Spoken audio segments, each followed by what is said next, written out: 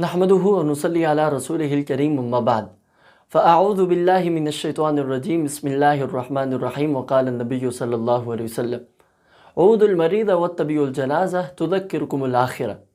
आज की इस वीडियो में आप दोस्तों के सामने जनाज़ा ले जाने का तरीका क्या है, जनाज़गाह की तरफ या कब्रिस्तान की तरफ, इस ताल्लुक़ से बात करूँगा।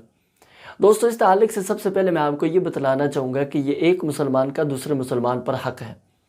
सही बुखारी सही मुस्लिम के अंदर हदीस मौजूद है। हुज़ूर सल्लल्लाहु अलैहि वसल्लम ने इरशाद फरमाया वइदा मरीज़ फ़उदहु, जब आपका कोई मुसलमान भाई बीमार हो जाए तो उसकी इयादत किया करें। वइदा मात फ़त्तबे, और जब आपका कोई मुसलमान भाई फोत हो जाए तो आप उसके जनाजे के पीछे चलें। ये एक मुसलमान का दूसरे मुसलमान पर हक़ है। और आपको बतलाना चाहूँगा, सही बुखारी सही मुस्लिम के अंदर इस ताल्लुक़ से एक हदीस मौजूद है। हुज़ूर सल्लल्लाहु अलैहि वसल्लम ने इरशाद फरमाया मन शहीदल जनाज़ता हत्ता युसल्ली अलैहा। हुज़ूर सल्लल्लाहु अलैहि वसल्लम ने इरशाद फरमाया जो जनाजे में हाज़िर हुआ हत्ता कि उसने जनाजा पढ़ा, फ़लहु क़ीरातुन, उसे एक क़ीरात सवाब मिलेगा, यानी कि उसे एक बहुत बड़े पहाड़ के बराबर सवाब मिलेगा। और एक बहुत बड़े पहाड़ के बराबर सवाब कब मिलेगा? सही बुखारी के अंदर हदीस मौजूद है, हदीस नंबर है 47, जिसमें नबी करीम सल्लल्लाहु अलैहि वसल्लम ने इरशाद फरमाया मन इत्तबा जनाज़त मुस्लिमिन, जो शख्स अपने मुसलमान भाई के जनाजे के पीछे चला और ईमानन वहतिसाबन, ईमान के साथ और सवाब की नीयत के साथ, वो किसी को दिखलाने के लिए नहीं आया, वो अपनी हाज़िरी लगाने के लिए नहीं आया, उस सवाब की उम्मीद के साथ आया है। वकाना माअहु हत्ता युसल्ला अलैहि, और हुज़ूर सल्लल्लाहु अलैहि वसल्लम ने इरशाद फरमाया वो जनाजे के साथ साथ ही रहता है हत्ता कि उसका जनाजा ना पढ़ लिया जाए तो उसको एक क़िरात के बराबर सवाब मिलता है। दोस्तों, इस ताल्लुक़ से मुस्नद अहमद के अंदर भी एक रिवायत मौजूद है, हदीस नंबर है 11270, और यही हदीस सहीह और तरगीब के अंदर भी मौजूद है। हुज़ूर सल्लल्लाहु अलैहि वसल्लम ने इरशाद फरमाया उदुल मरीज़ वत्तबिउल जनाज़ा, मरीज़ की इयादत किया करें और जनाजे के पीछे चला करें। तुज़क्किरुकुमुल आखिरा, फ़ायदा क्या होगा कि आपको ये अमल करने की वजह से आपकी अपनी आखिरत याद आ जाएगी। अगर हमें अपनी आखिरत याद आ गई तो हमने अपने आमाल को ठीक करके, हमने अपने आमाल को दुरुस्त करके अपनी दुनियावी और उखरवी दोनों ज़िंदगियां हमने बेहतर कर लेनी है। दोस्तों, मैं अपनी बात को आगे लेके चलता हूं और आपको बतलाता हूं कि हमने मैयत को गुस्ल भी दे दिया, हमने कफन भी दे दिया और हमने मैयत का चेहरा भी देख लिया। अब हमने मैयत के कफन को चेहरे वाली साइड से बंद करना है और हमने उस मैयत को उठा के एक चारपाई के अंदर रखना है और उस चारपाई के ऊपर एक सफ़ेद कलर की, अगर आपने चादर देनी है तो एक सफ़ेद कलर की सिंपल सी चादर दे देनी है।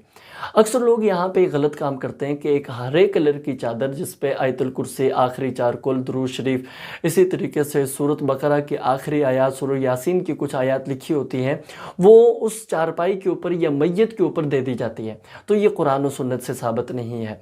और एक और भी काम किया जाता है कि जनाजा उठाने से पहले अक्सर लोग अढ़ाई सिपारा पढ़ते हैं और फिर उसके बाद जनाजा उठाते हैं। तो अढ़ाई सिपारा भी पढ़ना ये भी कुरान और सुन्नत से साबित नहीं है। इसके बाद हमने उस मैयत की चारपाई को उठाना और अपने कंधों पे रख लेना है। इस ताल्लुक़ से आपको बतलाना चाहूँगा कि हमारे यहाँ एक गलत बात भी मशहूर है। अक्सर लोग कहते हैं कि अगर मैयत का जनाजा ज़्यादा भारी है ना तो वो मैयत गुनहगार है, उसको आगे अज़ाब होने वाला है। तो ये वाली बात भी कुरान और सुन्नत से साबित नहीं है।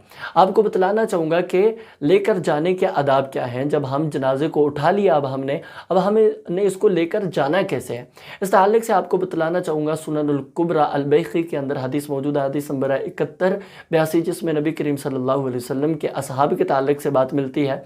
हुज़ूर सल्लल्लाहु अलैहि वसल्लम के असहाब के ताल्लुक़ से हज़रत कैस बिन अब्बाद रज़ियल्लाहु ताला अन्हु बयान करते हैं कान असहाब रसूलिल्लाहि सल्लल्लाहु अलैहि वसल्लम यकरहून रफ़अ अस्सौत इंदल जनाइज़। हुज़ूर सल्लल्लाहु अलैहि वसल्लम के असहाब जनाजे के पास अपनी आवाज़ों को ऊंचा करना ये नापसंद किया करते थे। और यही मौक़िफ़ सैयदना हज़रत अबू सईद खुदरी रज़ियल्लाहु ताला अन्हु का भी था। जब हम जनाजे को लेकर जा रहे होते हैं तो अक्सर लोग ऊंची ऊंची आवाज़ों से रो रहे होते हैं और अक्सर लोग कलिमा पढ़ रहे होते हैं। तो ये हुज़ूर सल्लल्लाहु अलैहि वसल्लम से साबित नहीं। इमाम नबवी रहमहुल्लाह ताला अन्हु बयान करते हैं कि यहाँ पे सुन्नत यही है कि आप खामोश रहें ताकि आप अपनी आखिरत को याद कर सकें, ताकि आपको ये फ़ील हो सके कि कल क़यामत वाले दिन मेरा क्या बनेगा। مجھے بھی اسی طریقے سے کندھوں پہ اٹھایا جانا ہے اور جنازگاہ کی طرف اور قبرستان کی طرف لے جایا جانا۔ دوستوں میت کو لے جانے کے تعلق سے دوسری بات آپ نے یہ یاد رکھنی ہے کہ جب ہم نے میت کو اٹھا لیا اب ہم نے جلدی جلدی چلنا ہے۔ اس تعلق سے آپ کو ایک حدیث سنانا چاہوں گا، سنن نسائی کے اندر 1910 نمبر پہ حدیث ہے۔ نبی کریم صلی اللہ علیہ وسلم نے ارشاد فرمایا اسرعوا بالجنازہ، جنازہ لے کر جانے میں جلدی کیا کریں، اگر وہ جنازہ نیک ہے فخیر تقدمونہا الیہ، تو آپ جس کی طرف اسے آگے لے کر جا رہے ہیں وہ اس کے لیے خیر ہے، وَإِن يَكُ سِوَى ذَلِكَ، اگر وہ اس کے علاوہ ہے یعنی کہ اگر وہ برا انسان ہے تو اس برائی کو جتنا جلدی ہو سکے اپنے کندھوں سے اتاریں اور اس کو مٹی کے حوالے کریں۔ اس تعلق سے آپ کو ایک اور حدیث سنانا چاہوں گا، مسند احمد کے اندر حدیث موجود ہے، حدیث نمبر ہے 20400، جس میں نبی کریم صلی اللہ علیہ وسلم کے اصحاب کا یہ پریکٹیکل عمل بھی ملتا ہے۔ حضرت عبد الرحمن بن سمورہ رضی اللہ تعالیٰ عنہ جب فوت ہوئے تو ان کے جنازے کو اٹھایا گیا، ان کے جنازے کو لے کر جا رہے تھے تو راستے میں ان کے گھر والوں میں سے کسی نے پیچھے مڑ کر یہ کہا رویدن رویدن بارک اللہ فیک، آہستہ آہستہ چلو۔ تو یہ والی بات حضرت ابو بکر رضی اللہ تعالیٰ عنہ نے سن لی تو وہ آگے بڑھ کر انہوں نے یہ الفاظ کہے فوالذی کرم وجہ ابا القاسم صلی اللہ علیہ وسلم، اس ذات کی قسم جس نے حضور صلی اللہ علیہ وسلم کے چہرے کو عزت بخشی ہے۔ اگر آپ ہمیں دیکھ لیتے نا کہ ہم حضور کے ساتھ کیسے چلتے تھے تو آپ کو یہ معلوم ہوتا وَإِنَّا لَنَكَادُ أَن نَّرْمُلَ بِهَا، ہم ایسے چلتے تھے گویا کہ ہم بھاگ رہے ہیں، ہم دوڑ رہے ہیں حضور صلی اللہ علیہ وسلم کے ساتھ۔ دوستو ان دونوں احادیث سے معلوم ہوا کہ جنازے کو جلدی لے کر چلنا چاہیے۔ آپ کو بتلانا چاہوں گا کہ کیوں جلدی لے کر چلنا چاہیے، کیونکہ وہ میت جس کو ہم نے اٹھایا ہوا ہے وہ اس وقت ایک بات زبان سے بول رہا ہوتا ہے۔ صحیح بخاری کے اندر حدیث موجود ہے، حدیث نمبر ہے 1380، جس میں نبی کریم صلی اللہ علیہ وسلم نے غیب کی خبر دیتے ہوئے یعنی کہ جو اللہ کی طرف سے غیب سکھایا گیا تھا، بتلایا گیا تھا، اس کی خبر دیتے ہوئے حضور صلی اللہ علیہ وسلم نے ارشاد فرمایا جب آپ میت کو اٹھاتے ہیں نا، جب آپ اس کو اٹھا کر لے کر چل رہے ہوتے ہیں تو اس وقت میت آپ سے بات کر رہا ہوتا ہے، وہ کہہ رہا ہوتا ہے، اگر وہ نیک ہے نا تو وہ کہہ رہا ہوتا ہے قدمونی قدمونی، مجھے جلدی جلدی آگے لے کر چلو۔ اگر وہ نیک نہیں ہے تو وہ کہتا ہے یا ویلہا این یذهبون بها، مجھے آپ کہاں لے کے جا رہے ہو، ہائے افسوس مجھے آپ کہاں لے کے جا رہے ہو۔ تو حضور صلی اللہ علیہ وسلم نے ارشاد فرمایا دنیا کی ہر چیز اس کی یہ آواز سنتی ہے، اور اگر انسان اس کی یہ آواز سن لے لصاعقہ، تو یہ انسان بے ہوش ہو جائے اس کی یہ آواز سن کر۔ دوستوں جب میت کو آپ اپنے کندھوں پہ اٹھا لیں تو یہ سوچا کریں، ان تصورات میں جایا کریں کہ آج اس کو ہم نے اٹھایا ہوا، کل ہمیں کسی نے اٹھایا ہوگا۔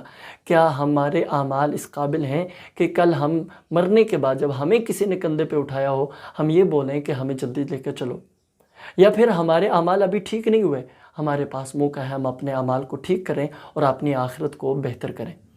دوستو جنازہ لے جاتے وقت تیسری بات آپ نے یہ یاد رکھنی ہے کہ ہم نے جنازے کے ساتھ پیدل چلنا ہے، ہم نے سوار نہیں ہونا، کیونکہ فرشتے بھی اس وقت پیدل چل رہے ہوتے ہیں۔ اس تعلق سے سنن نبی داؤد کے اندر ایک حدیث موجود ہے، حدیث نمبر ہے 3177۔ حضرت ثوبان رضی اللہ تعالیٰ عنہ بیان کرتے ہیں کہ حضور صلی اللہ علیہ وسلم کے پاس ایک سواری لائی گئی تو حضور صلی اللہ علیہ وسلم نے سوار ہونے سے انکار کر دیا جب حضور صلی اللہ علیہ وسلم جنازہ پڑھنے کے لیے جا رہے تھے، اور حضور صلی اللہ علیہ وسلم جب واپسی ہوئے تو حضور صلی اللہ علیہ وسلم کے پاس سواری لائی گئی، حضور صلی اللہ علیہ وسلم سوار ہو گئے، حضور صلی اللہ علیہ وسلم سے وجہ پوچھی گئی تو حضور صلی اللہ علیہ وسلم نے ارشاد فرمایا ان الملائکۃ کانت تمشی، جب ہم جا رہے تھے نا تو فرشتے بھی ہمارے ساتھ پیدل چل رہے تھے۔ حضور صلی اللہ علیہ وسلم نے ارشاد فرمایا میں نے مناسب نہیں سمجھا کہ میں سوار ہو جاؤں، تو جب فلما ذهبوا ركبت، جب وہ فرشتے چلے گئے تو میں سوار ہو گیا۔ تو ہمیں اس حدیث سے معلوم ہوا کہ واپسی آتے وقت فرشتے چلے جاتے ہیں تو اس وقت اگر ہم سوار ہو کے آنا چاہیں تو اس میں کوئی حرج کی بات نہیں۔ ہمارے ہاں آج کل ایمبولینس وغیرہ کا دور ہے تو لوگ اکثر گاڑی پہ بیٹھتے ہیں اور سیدھا جنازگاہ میں جا کے جنازے کو اتارتے ہیں اور ساتھ ہی قبرستان ہوتا ہے ادھر جنازوں کو دفن کر دیتے ہیں۔ ہمیں کیا کرنا چاہیے، اگر ٹریفک جام کا خطرہ ہے یا کوئی اور پریشانی کا سامنا ہے تو ہمیں چاہیے کہ ہم اپنے جنازے کو لے کر جائیں کسی سواری پر، لیکن جنازگاہ سے تھوڑا سا پیچھے ہم بریک لگا لیں اور وہاں سے ہمیں تھوڑا سا چلنے کو ملے تاکہ ہم حضور صلی اللہ علیہ وسلم کی سنت پر عمل کر کے ثواب کما سکیں۔ دوستوں میت کو لے جانے کے تعلق سے چوتھی بات آپ نے یہ یاد رکھنی ہے کہ ہم نے میت کے کس سائڈ پہ چلنا ہے، ہم نے آگے والی سائڈ پہ چلنا ہے، ہم نے رائٹ سائڈ پہ چلنا ہے، لیفٹ سائڈ پہ چلنا ہے یا پھر بیک سائڈ پہ چلنا ہے، ہم نے کس سائڈ پہ چلنا ہے۔ میں آپ کو بتلانا چاہوں گا سیدنا حضرت انس بیان کرتے ہیں رضی اللہ عنہ کہ حضرت ابو بکر صدیق، حضرت عمر فاروق، حضرت عثمان غنی رضوان اللہ علیہم اجمعین یہ میت کے آگے والی سائڈ پہ چلا کرتے تھے۔ اور اگر آپ حدیث کے الفاظ دیکھیں گے تو حدیث میں الفاظ اتباع کے ہیں کہ آپ میت کے پیچھے والی سائڈ پہ یعنی کہ بیک سائڈ پہ آپ نے چلنا ہے۔ دوستو علماء نے ان تمام دلائل کو سامنے رکھتے ہوئے بتلایا کہ آپ چاروں سائڈ پہ چل سکتے ہیں، لیکن زیادہ بہتر ہے کہ آپ بیک سائڈ پہ چلیں، کیونکہ حضور کے الفاظ ہیں اتباع کے آپ پیچھے چلیں۔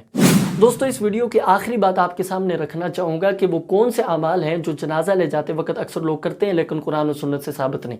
ان اعمال میں آپ کو بتلانا چاہوں گا کہ مشال لے کے جانا، یعنی کہ کوئی دیا وغیرہ ساتھ لے کر جانا، یہ قرآن و سنت سے ثابت نہیں۔ اسی طرح موم بتی، اگربتی، یہ ساری کی ساری چیزیں قرآن و سنت سے ثابت نہیں ہیں۔ کوئی کسی قسم کا جھنڈا لے کر جانا ہے، اس طریقے سے جھنڈے اٹھائے ہوتے ہیں اکثر لوگوں نے، یہ بھی قرآن و سنت سے ثابت نہیں۔ بینڈ باجا ساتھ لے کر جانا یا ڈھولکی وغیرہ ساتھ لے کر جانا اور اسے بجانا، یہ بھی ثابت نہیں۔ اس تعلق سے حضور صلی اللہ علیہ وسلم نے ارشاد فرمایا کہ اس امت کو زمین کے اندر دنسا دیا جائے گا، اس کے چہرے مسخ کر دیے جائیں گے اور ان کے اوپر پتھروں کی بارش ہوگی۔ کس امت کی بات ہو رہی ہے؟ جس میں ناچنے گانے والی عام ہوں، جس میں یہ آلات موسیقی جو ہیں یہ عام بجنے لگیں، اور جس میں شراب کھلے عام پی جائے۔ تو جب یہ تین خامیاں جس امت میں آ جاتی ہیں نا، تو اس کے چہرے مسخ کر دیے جاتے ہیں، اس کے اوپر پتھروں کی بارش ہوتی ہے، اسے زمین کے اندر دنسا دیا جاتا ہے۔ اور آپ کو بتلانا چاہوں گا لوڈ سپیکر پر قرآن پڑھنا، یہ بھی قرآن و سنت سے ثابت نہیں۔ کندھا دے کر 10 قدم چلنا، یہ بھی قرآن و سنت سے ثابت نہیں۔ اور اس پورے ایپیسوڈ کا خلاصہ اس ایک حدیث سے میں آپ کو بتلانا چاہوں گا، من تشبہ بقوم فہو منہ۔ حضور صلی اللہ علیہ وسلم نے ارشاد فرمایا جو جس قوم کی مشابہت اختیار کرے گا وہ انہی میں سے ہے۔ ہمیں وہی کام اختیار کرنے چاہیے جو ہمارے رسول صلی اللہ علیہ وسلم نے کر کے بتلائے ہیں یا اللہ رب العالمین نے اپنے کلام پاک میں نازل کیے ہیں۔ ان تمام کاموں سے بچنا چاہیے جو ہمارے نہیں، ہندوانہ رسمیں ہیں، یہودیوں کی، عیسائیوں کی رسمیں ہیں، ان سے بچ کر اپنی دنیا اور آخرت کو بہتر بنائیں۔ وآخر دعوانا ان الحمدللہ رب العالمین۔